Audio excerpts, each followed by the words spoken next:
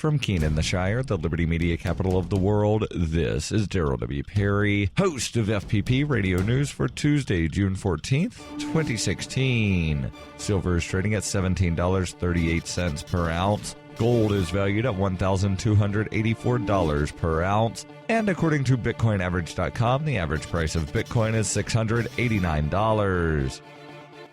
Antiwar.com reports a big unresolved issue for Afghanistan is the Durand Line question. Initially negotiated between Afghanistan and Britain as a line of control, represents a de facto border that neither side fully accepts, with some Afghan officials arguing the real border extends deep into Pakistan, enveloping the tribal areas and more. Fighting erupts in that area sometimes, with the respective nations' border guards guarding very different borders, and on Sunday night into Monday morning, heavy gunfire was traded, ending with Pakistan closing its main border crossing, one Afghan guard killed, and a total of 22 wounded on both sides. This latest fighting was sparked by Pakistan installing more of its border fence, which by Pakistani reckoning is some 30 meters into Pakistani territory, and by Afghanistan reckoning is right in the middle of Afghanistan. Arguments ensued and eventually gunfire. Pakistan's foreign ministry lodged a strong protest to the Afghan government after the incident, saying they expected Afghan officials to fully investigate what happened and to cooperate with mutual security along the border.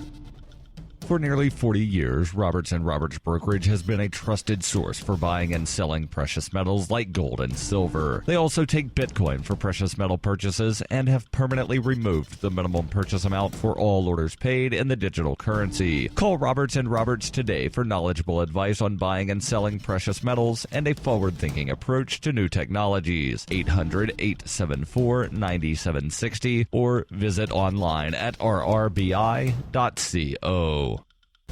UPI reports a Baltimore police officer on trial for the controversial death of Freddie Gray heard testimony Monday from a fellow officer who also faces charges stemming from the incident. Caesar Goodson was the officer who drove the police van immediately following Gray's arrest in April 2015 and who faces a second-degree murder charge in his death. Also charged with manslaughter and other related counts, Goodson went to trial last week. On Monday, Officer William Porter was called to the witness stand by prosecutors to recount the events of the incident. Last year, Porter's prosecution was interrupted by a mistrial, and officials say he will be retried later this year. On the stand Monday, Porter testified that Gray did not show obvious signs of trouble after his arrest and placement inside the van for transport. Gray sustained a severe spinal cord injury during the trip to the police station, which led to his death a week later. Prosecutors have argued that the officers did not buckle Gray in the van with a seatbelt, which was standard police protocol. 6 Baltimore officers have been charged in the incident. Porter and another, Edward Nero, who was acquitted last month, have already gone through legal proceedings. The other 3 will stand trial between July and October. All have pled not guilty.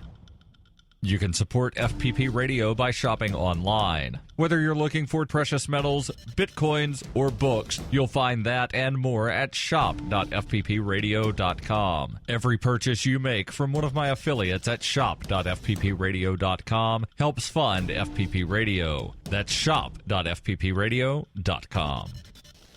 Reuters reports the U.S. Supreme Court on Monday refused to revive a Puerto Rico debt restructuring law, putting the U.S. territory at risk of a messy default unless Congress this month passes legislation to help the Caribbean island survive its crippling fiscal crisis. The justices ruled 5-2 that Puerto Rico's 2014 statute, which would have let it cut billions of dollars in debt at public utilities over creditors' objections, conflicted with federal bankruptcy law. The justices left in place a 2015 appeals court ruling invalidating the law called the Recovery Act. Passage of legislation now advancing in the U.S. Congress is likely the only remaining option to restructure Puerto Rico's debt in a bid to avoid a default in the U.S. territory of about 3.5 million people that is burdened by a $70 billion debt load it has said it cannot pay. The U.S. House of Representatives last Thursday overwhelmingly passed legislation creating a federal control board to help Puerto Rico cope with its debt and sent the bill to the U.S. Senate for consideration. Puerto Rico does not have Chapter 9 bankruptcy protection. Justice Clarence Thomas, writing for the Supreme Court, said Puerto Rico is not considered a U.S. state in one part of bankruptcy law, meaning it cannot authorize its municipal agencies to restructure debt. Justices Sonia Sotomayor and Ruth Bader Ginsburg dissented.